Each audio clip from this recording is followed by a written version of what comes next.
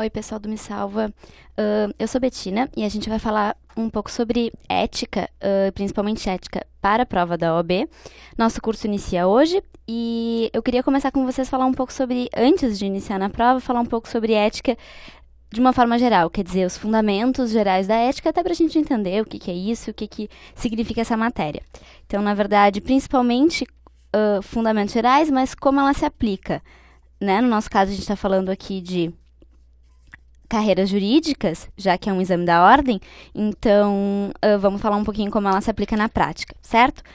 Bom, para começar então, a palavra ética, ela advém lá da Grécia Antiga, como muitas das coisas atuais que a gente ainda tem, e de um vocábulo que se chamava ethos.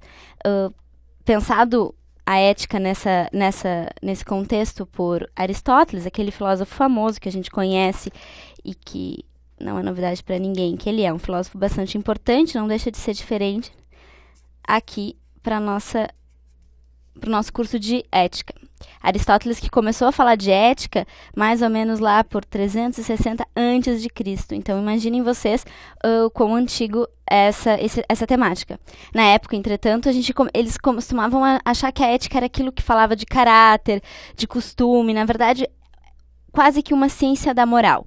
Ainda, na verdade, não deixa de ser, mas agora aqui para o nosso contexto, a gente vai tratar a ética como sendo uma conduta adequada. E como a gente está falando de profissionais, né? Profissionais do direito, advogados, mais especificamente, então uma conduta uma conduta adequada desses profissionais. Para a gente conseguir entender o que é ética, é muito importante sempre ter em mente duas coisas. A primeira, os usos e costumes da sociedade que a gente está falando, porque isso vai mudar muito como a ética vai ser entendida, e o contexto em que a gente se insere. Então, essas duas questões a gente tem que ter em mente, os usos e costumes e o nosso contexto. Claro que é muito difícil a gente pensar isso sem ter um parâmetro um pouco mais fixo, né? Quer dizer, só pelo bom senso de cada um. Então, é óbvio, e aqui, principalmente se a gente está falando de carreiras jurídicas, que a lei vai nos dizer, então, o que é ético em determinadas situações. Opa. Certo? Bom, vamos imaginar, então, uma situação em que a gente tem um advogado com uma causa com o cliente, uma causa em que ele defende os interesses desse cliente num âmbito empresarial. Na verdade, ele defende esse cliente porque esse cliente tem algumas... Vamos dar o nosso nome do cliente aqui de João. João tem algumas rixas com seu ex-empresário, então eles têm uma relação muito boa de cliente profissional. Só que aí chega um dia que o João ele disse: eu não aguento mais esperar pela justiça, a justiça demora muito, eu vou resolver por mim mesmo, eu vou matar o meu desafeto, né? Quer dizer, o meu ex-sócio. Diz isso para o advogado fica meio assustado, primeiro tenta convencer ele, diz que isso não é certo, que isso vai prejudicar ele, que ele inclusive pode ser preso e tudo mais, mas o João diz: não, eu não estou convencido, não tem quem me faça mudar de ideia.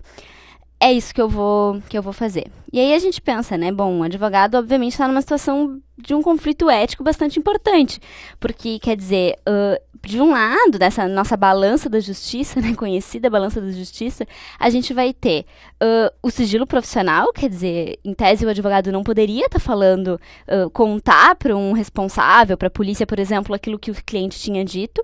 A gente vai ter a própria proteção que o advogado deve ao cliente, como um preceito bastante importante. Além disso, a gente tem a presunção da inocência, aquilo que está lá na Constituição Federal, bastante gente conhece como sendo um dos pressupostos da nossa democracia, né? Na Constituição Federal, no nosso artigo 5º, a presunção da inocência. Então, como é que o advogado vai dizer para um delegado ou para um policial que o cliente vai matar se ele ainda nem fez isso, né? Ele só ameaçou. Só que, por outro lado, a gente vai ter a proteção à vida, que é o bem mais importante de todos da nossa Constituição, né? A proteção à vida, um bem indisponível. E, além disso, a gente vai ter tanto respeito à lei quanto o primado da justiça como pressupostos presentes no Código de Ética da OAB. Questões, então, que têm que ser pensadas pelo advogado nos casos concretos. E aí, como que a gente resolve esse conflito? É um conflito ético e não deixa de ser um conflito moral, porque, na verdade, a gente está falando de uma situação bastante complicada, que mexe com muita coisa. Acho que cada um tem uma resposta para si e não tiro o direito de pensar de forma diferente. Mas, para a gente ter uma noção do que a OAB pede, o que a OAB vai dizer como sendo correto, numa questão muito parecida com essa, a OAB disse que, na verdade, o que interessa mais nesse caso aqui é a proteção à vida, né? Porque nada é maior do que isso e é isso que tem que ser respeitado. Então, sim, o advogado poderia, na verdade, ter tomado as providências cabíveis e poderia ter procurado uma ajuda, enfim, ou dito à delegacia, à polícia. Certo? Mas então, vamos pensar um pouco sobre, já que a gente estava falando de um conflito moral e ético, vamos pensar um pouco sobre as diferenças da moral e da ética, né? Se primeiro, de um lado, a gente vai ter aspectos, quando a gente fala de moral, aspectos da conduta do advogado, a ética vai nos dar o princípio que rege essa conduta. Se a moral ela é temporária, a ética é permanente, ela é insolúvel, ela é mais forte do que a moral. A moral ela está muito vinculada à cultura de cada país, enquanto a ética ela é universal, ao menos é isso que se espera, é algo que todo mundo poderia seguir de uma forma conjunta como humanidade. A moral, então, ela não deixa de ser a prática da regra, enquanto que a ética ela é a regra em si. A moral, mais sucintamente, é prática e ética é teoria. Claro que isso num conceito ideal, filosófico, quando a gente fala de exames em que pedem, na verdade, questões objetivas, que é o nosso caso da OAB, como a gente vai ver depois com mais calma, a gente pode falar então de ética de uma forma geral, mas é importante a gente ter essa noção do que cada uma vai preceituar, né? Se a gente fosse fazer um quadro analítico, então, da moral e da ética, a gente poderia dizer que a ética é o aspecto mais amplo, aquele que une todos os preceitos de certo, errado, enfim. A moral, ela fica nesse padrão intermediário e lá no meio a gente vai ter, então, o direito, que vai ser a ciência que vai tentar colocar isso tudo em normas, quer dizer, que vai dizer, olha, sim é ético, sim é moral, mas como, em que contexto, de que forma, em quais casos especificamente, do que pode e o que não pode ser feito. Para a gente, então, tentar pensar um pouco sobre essa interlocução entre, primeiro, moral e direito, vamos imaginar que a gente tem aqui uma lei, né? Uma lei aprovada, que diz um monte de informações sobre determinado assunto. Dessa lei, praticamente todas, a gente pode dizer, se não todas, saem preceitos morais importantes, quer dizer, preceitos morais que fazem com que a gente saiba, no final das contas, o que essa lei quer dizer. Quer dizer, bom, ela vai dizer especificamente, naquele caso, bem específico de uma matéria, por exemplo, direito penal, administrativo, mas no final existem preceitos morais que baseiam essa lei. E aí a gente pode tentar ver alguns exemplos para tentar tornar isso um pouco mais prático, assim. Eu vou colocar aqui os artigos dos exemplos que eu vou me referir, mas não se preocupem em anotar isso, porque isso não é necessariamente algo que a gente precisa decorar, é só para a gente ter uma noção. E também, se vocês quiserem depois procurar com mais calma, fica a referência. Então, digamos, no direito constitucional, a gente encontra como sendo uma das coisas mais importantes a construção de uma sociedade justa, livre, republicana. É aquilo que, solidária também, aquilo que está na nossa Constituição Federal. Isso vai estar lá no artigo 3º, inciso 1º da Constituição. Certo? Então, a busca por uma sociedade justa, solidária e livre não deixa de ser um preceito moral estabelecido na nossa Constituição. Mesma coisa no direito administrativo, quando a gente fala sobre o princípio informador da moralidade, que está também na nossa Constituição Federal, no artigo 37, também da Constituição Federal. Aqui também.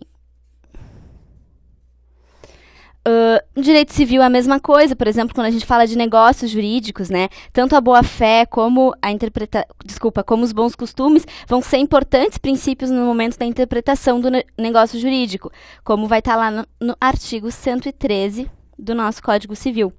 E por fim, quando a gente fala de processo, tanto civil quanto penal, a gente tem um princípio bastante importante, que é o da lealdade processual, que também não deixa de ser um princípio moral, mas que está lá normatizado nos nossos códigos. Então, é necessário sempre levar em conta no momento da aplicação da lei. Certo?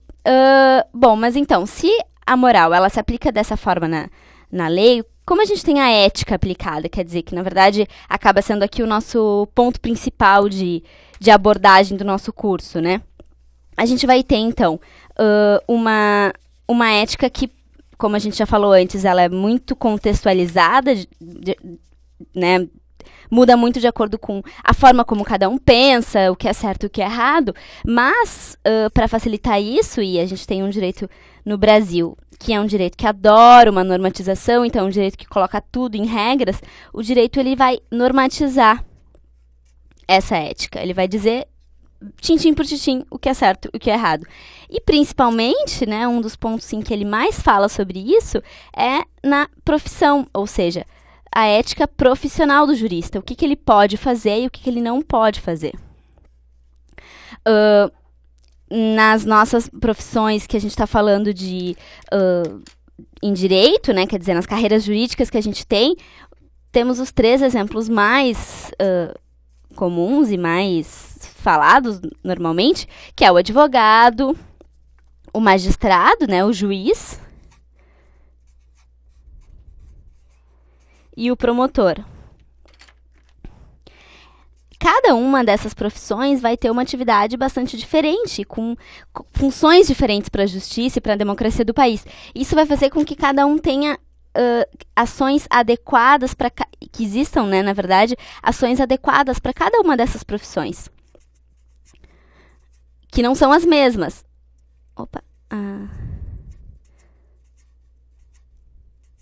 Ações adequadas. E essas ações adequadas, ou as ações éticas, para cada uma dessas profissões, elas vão ser normatizadas, como a gente falou, em códigos de ética, que vão existir 3, na verdade, um para cada uma dessas profissões. Então, vamos dizer que, se para o advogado vai existir o código de ética da OAB, que é aquele que vai ser mais importante para nós, vão existir da mesma forma códigos de ética tanto para o magistrado quanto para o promotor. A gente vai ter, então, o código da Magistratura Nacional, a lei da Magistratura Nacional, na verdade, que vai ser formulada pelo CNJ, Conselho Nacional de Justiça, que vai dizer o que é certo e o que é errado na ótica de um profissional juiz. E a mesma coisa vai acontecer quando a gente fala de promotor, que vai ser um código de ética feito para a promotoria e que é organizado pelo Conselho Nacional do Ministério Público. Conselho Nacional do Ministério Público. Esses 3 códigos vão ser bastante importantes para o direito e é maravilhoso que a gente saiba um pouco de cada um. Mas, como a gente está falando aqui do exame da ordem, e que é um exame que necessita aprovação quem quer ser advogado, né? Então, na verdade, são os advogados os destinatários desse exame, a gente vai ter que focar o nosso estudo aqui naquele que vai ser o código importante para essa profissão, que é o código da OAB. Isso, então, a gente vai começar a ver a partir das próximas aulas. Espero que tenha ficado claro. E, bom, nos vemos, então, em breve, falando principalmente sobre o código da OAB, nosso próximo tema, então, tá bem? Obrigada, pessoal. Tchau.